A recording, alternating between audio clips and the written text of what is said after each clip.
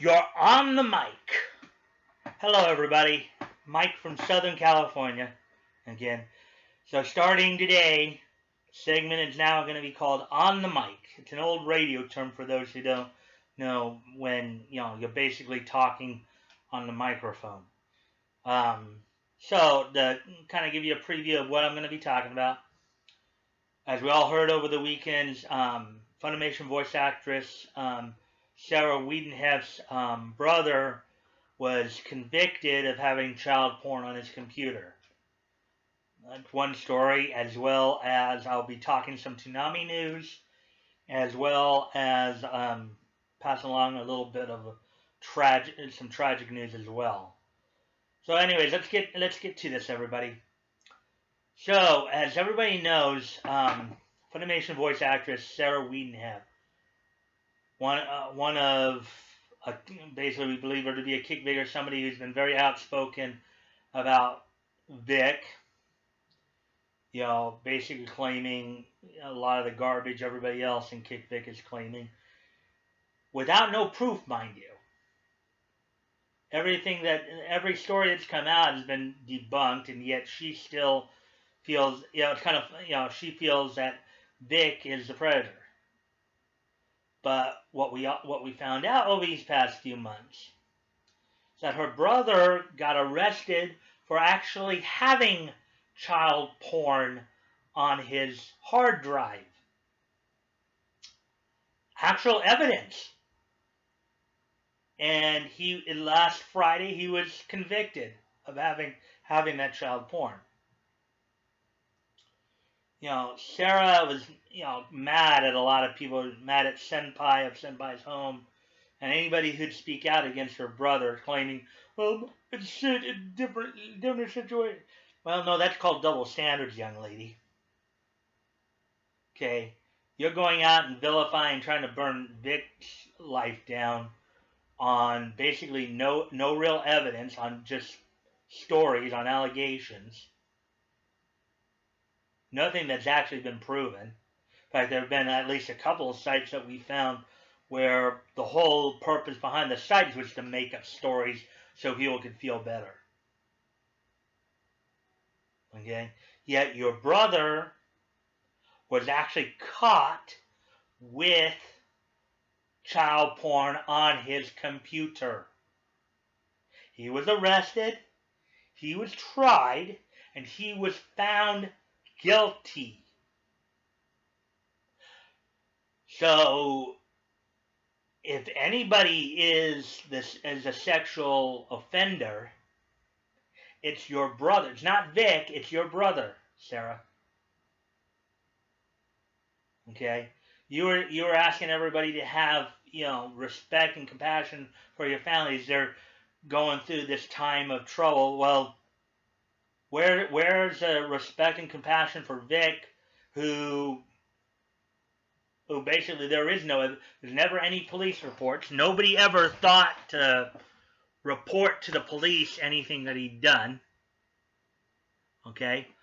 All of the stories that came out against Vic had pretty much been debunked or proven just to be silly. And yet you didn't show that same amount of respect and compassion you want everybody to show you and your brother and your family. You didn't show any of that for Vic, did you? But that makes you a hypocrite. It's very hypocritical to go and burn one person's life down, but say, that your brother is innocent, even though there's actual evidence. There was an actual arrest made in your brother's case. It's quite hypocritical for you to try to burn Vic's life down. It's like, what's that saying from the Bible? Shouldn't worry about the speck in your brother's eye. You should take out the plank in your own eye before worrying about the speck in your brother's eye.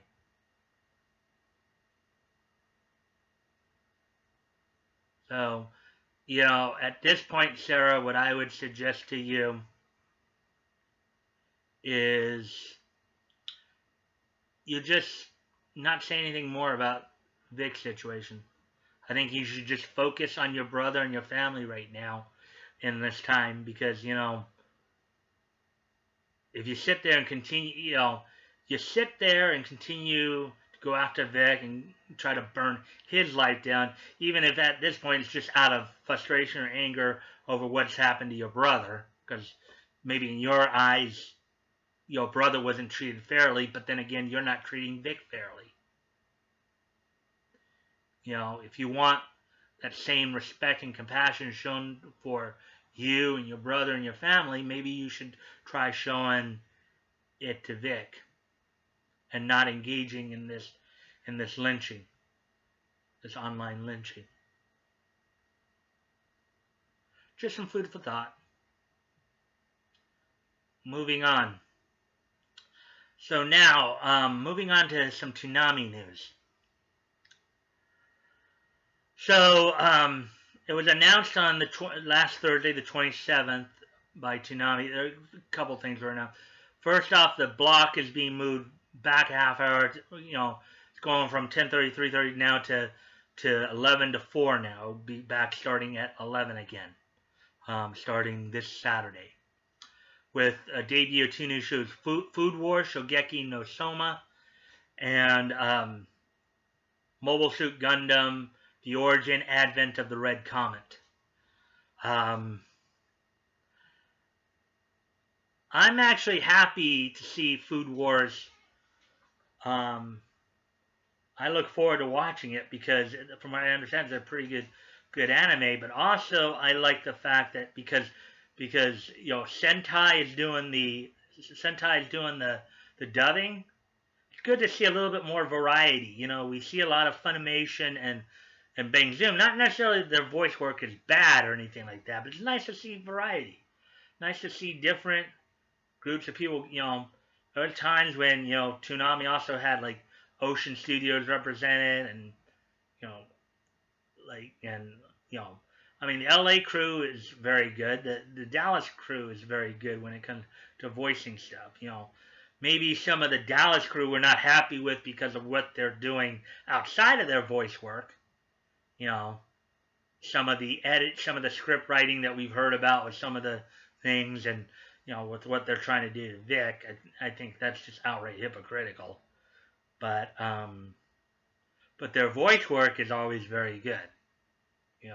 But it's also nice to see some variety in there. It's not, and I know that from what I understand that the 2 main protagonists in Food Wars are being voiced by Blake Shepard and Stephanie Whittles, a couple of longtime Houston-based voice actors and actress.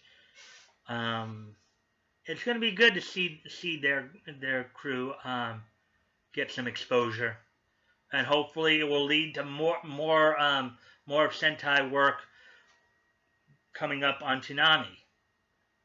It might be nice to see some of the Ocean Studios work get back on Toonami too. So here's what the schedule is going to be for Toonami on Saturday nights now. Starting at 11 will be Dragon Ball Super. It will hold fast to be the lead-in now. Then at 11:30, it will, moving up a half hour from midnight, will be Attack on Titan. Actually, I'm sorry. I think Attack on Titan was actually already. So Attack on Titan actually staying put at 11:30. I'm sorry. At midnight, moving up a half hour, Sword Art Alicization. Followed by 12:30, moving up a half hour, Lupin the Third, Part 5. Let's see. Then debuting at 1 a.m. will be Food Wars Shogeki no Soma, which I'm going to look forward to watching as well. And then at 1:30, Black Clover still holds its spot there. Then the 2 o'clock hour is the Naruto hour, where you see at 2 o'clock Naruto Next Generation, and Naruto Shippuden on at 2:30.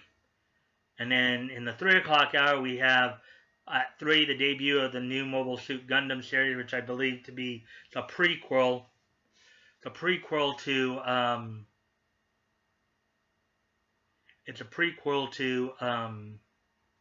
the Gundam series, in which it's going to be called Mobile Suit Gundam: The Origin, Advent of the Red Comet, and then at 3:30 will be My Hero Academia. So Dragon Ball Super at 11, followed by Attack on Titan at 11:30. Sword Art Online Alicization at midnight, followed by Lupin the Third Part 5 at 12:30. 1 a.m. Food Wars Shogeki no Soma. At 1:30 Black Clover. 2 o'clock Naruto Next Generation. 2:30 Naruto Shippuden. 3 a.m. Mobile Suit Gundam: The Origin, Advent of the Red Comet. And then at 3:30, finishing it off, My Hero Academia. Now, one last piece of news I have to pass along to everybody. This is courtesy of The Quartering as well. He did a video on this over the weekend. I have some sad news to pass along. Ellen, the sister of Anna, that Star Wars girl, she passed away. Anna and her family have chosen not to reveal any of the details. I think we should respect that, not really dig into what happened. I know a lot of people are curious, especially, you're kind of invested in it a bit, but I think we should be respectful and give the family their piece on this. It's very sad that a young life had to be snuffed out too soon. And I just ask that you keep Anna and her family in your thoughts and prayers, and just keep good thoughts for them. So with that all out of the way, you check the links below. If you want to contact me directly, my Twitter handle will be down there. You can direct message me or comment on any of my posts or on the videos. Also, as you know, I've been promoting some GoFundMes, trying to help out, and also promoting Tug's comic project with Indiegogo. Never feel pressured that you have to donate. If it's on your heart to do so, please consider doing so. If you've already donated, please consider donating again.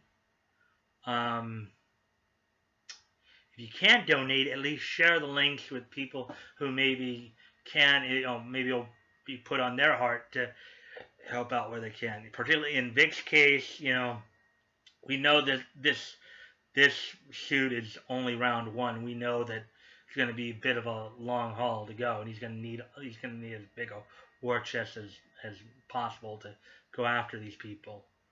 We're almost there too. I was just seeing something on Yellow Flash's video earlier that Vic's GoFundMe is up to 184,600.